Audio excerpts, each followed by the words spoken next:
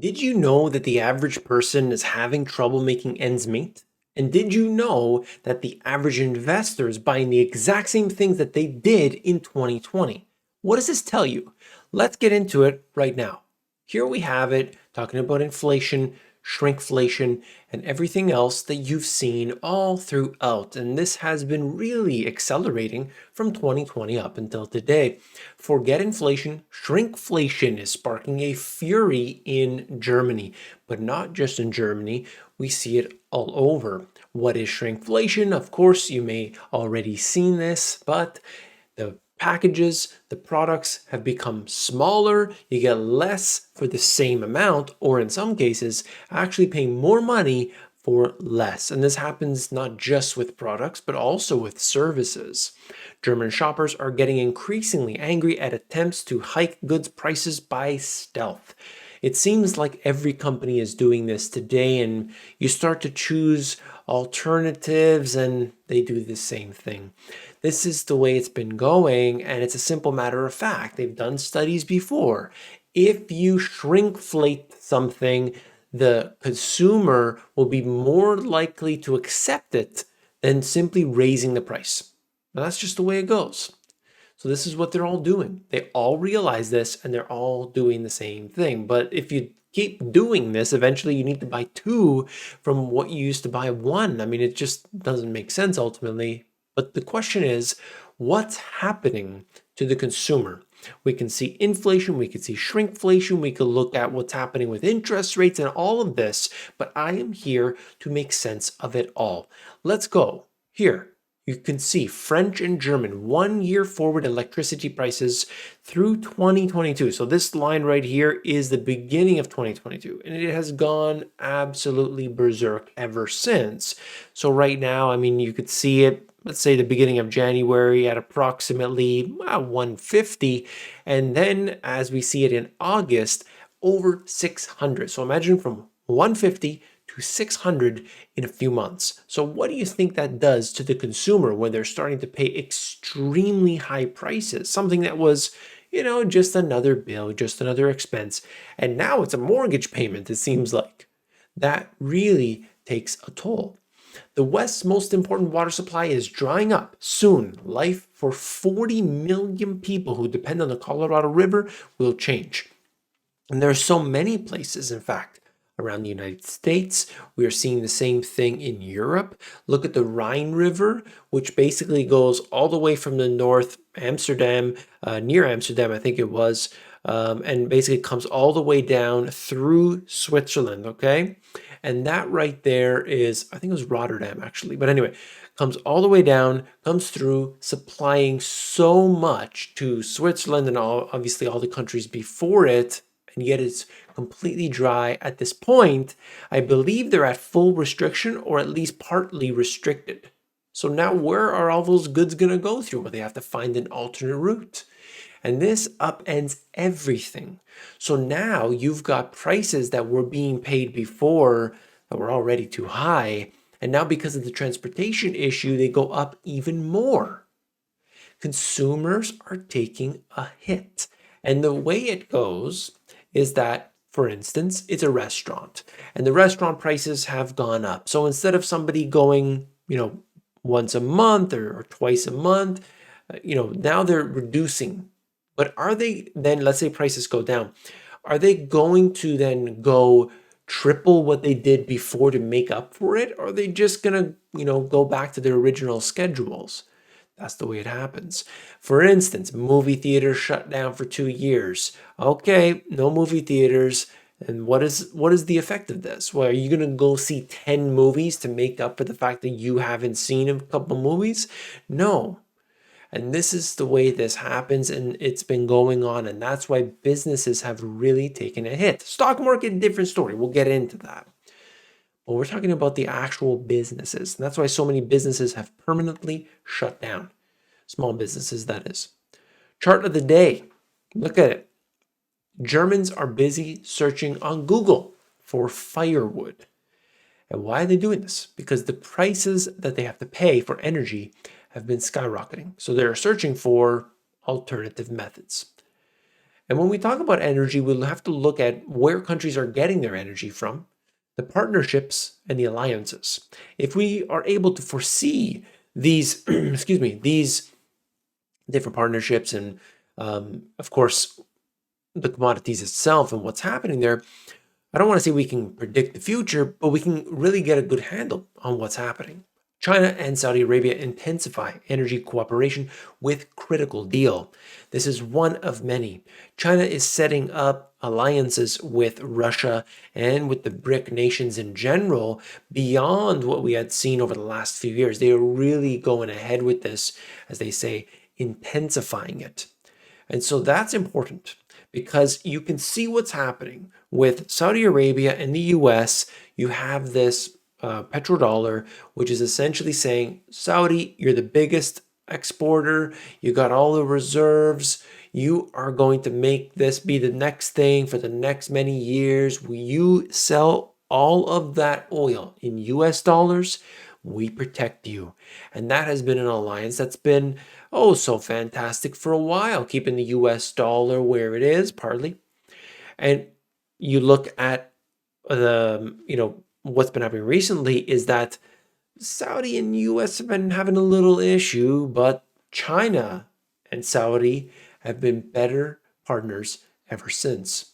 You could look at the buying conditions today.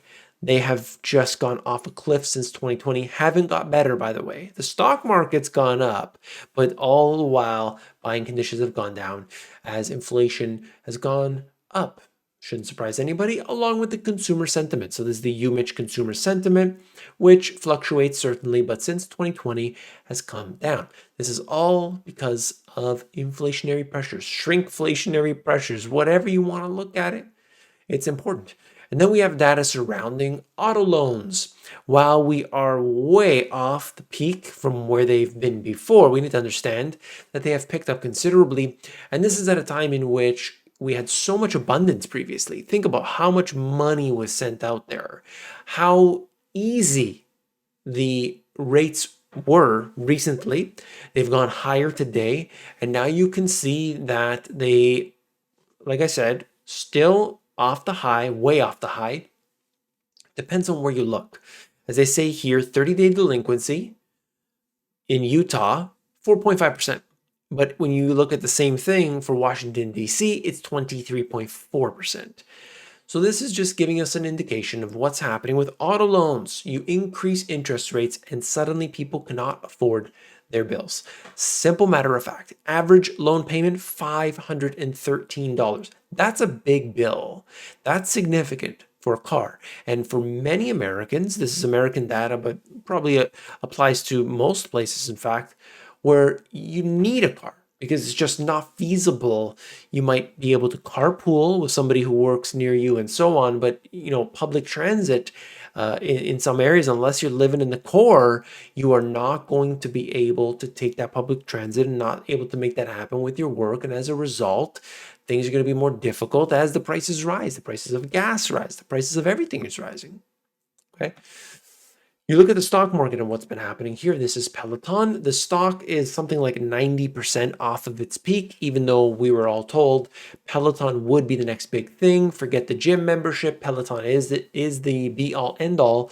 And now what are they doing? Well, they brought their prices down for a little while. They brought the prices of the actual bike down.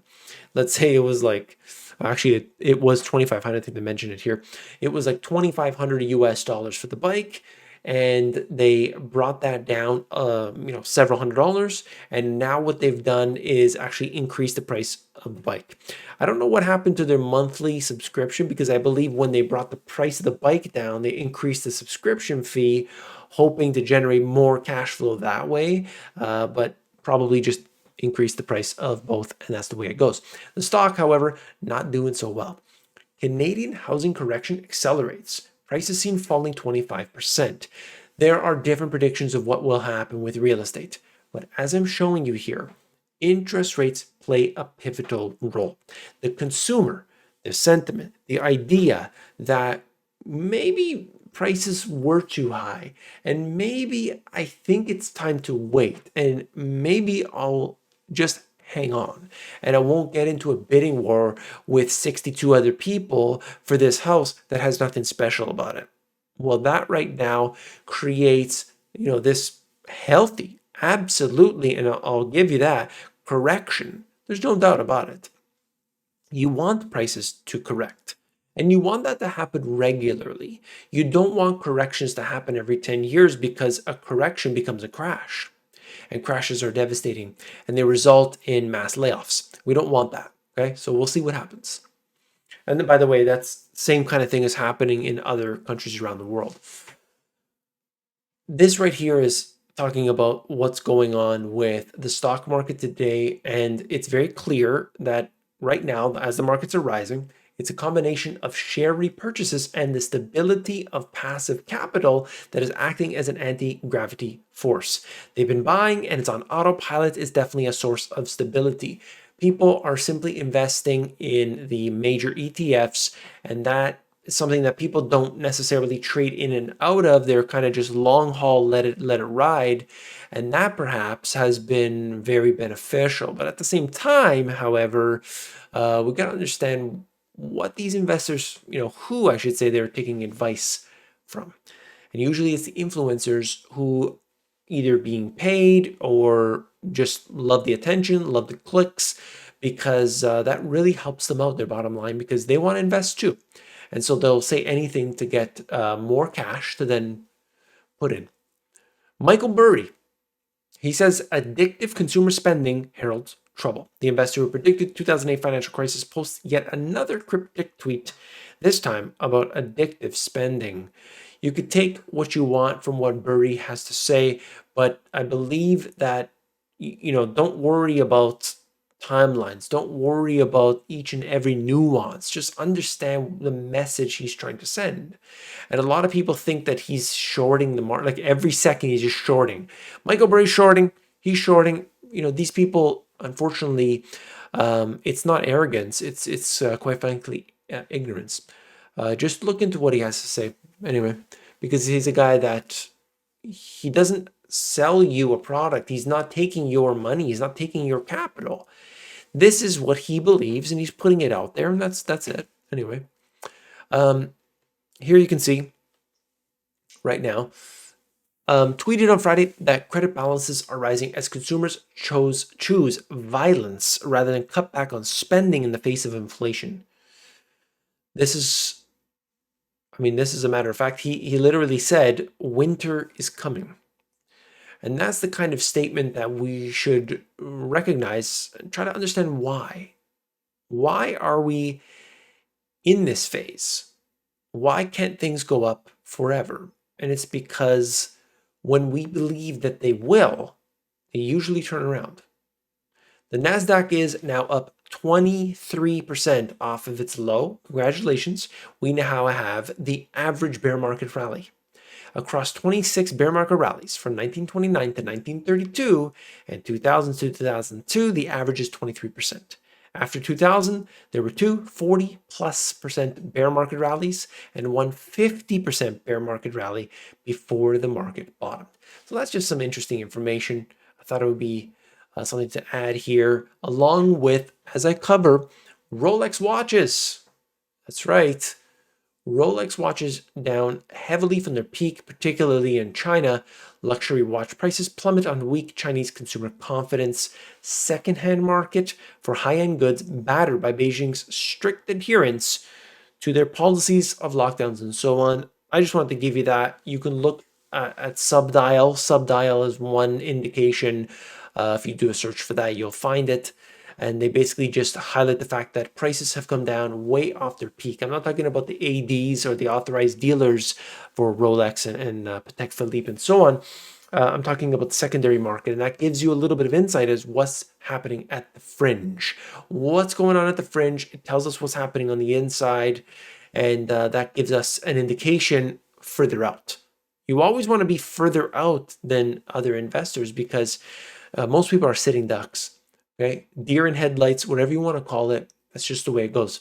So what can you do as an individual? Well, certainly you can watch where the biggest risks are and try to avoid it. Easier said than done, I understand. Your best ideas will come in your own due diligence, and that is simply not, absolutely not, trying to find your favorite influencer and seeing what they're buying, please. You got to invest in tangible assets. You have to have your own business. I mean, these are two things that you cannot avoid. I know that people love to simply just buy shares of whatever it is that they're being told, but that's probably not a good long game, not the best use of capital. There are much better things. But anyway, I hope you appreciated it. If you did, simply subscribe. I'll see you on the next one. Take care.